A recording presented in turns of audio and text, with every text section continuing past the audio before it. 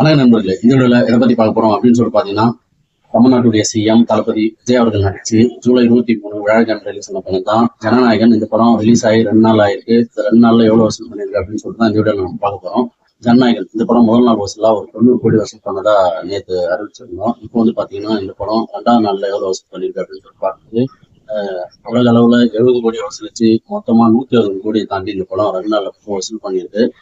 இன்னும் 2 நாள் இருக்கு. அதாவது இது வந்து வீக்கெண்டு. நேற்று ஈவினிங் நைட் ஷோல இருந்து அந்த படத்தினுடைய புக்கிங்லாம் வேற லெவலா போயிட்டு இருக்குது. அதனால இன்னைக்கு வீக்கெண்டுன்றதால அதிகமான வசூல் வரும். நாளைக்கு ஞாயிற்றுக்கிழமை இன்னும் அதிகமான வசூல் வரும். ஸோ மொத்தமா வந்து பாத்தீங்கன்னா 300 கோடியை தாண்டி இந்த படம் 4 நாள்ல வசூலிக்க போகுது.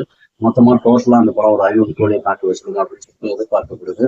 இந்த நிலையில ஜனநாயகன் படத்துல தளபதி விஜய் அவர்கள் மிக சிறப்பா நடிச்சிருந்தாரு. ஆக்ஷன், சென்டிமெண்ட், அவருடைய மேனலிசம் சொல்லிட்டு எல்லா விதங்களையும் டான்ஸும் பயங்கரமா ஆடி இருந்தாரு.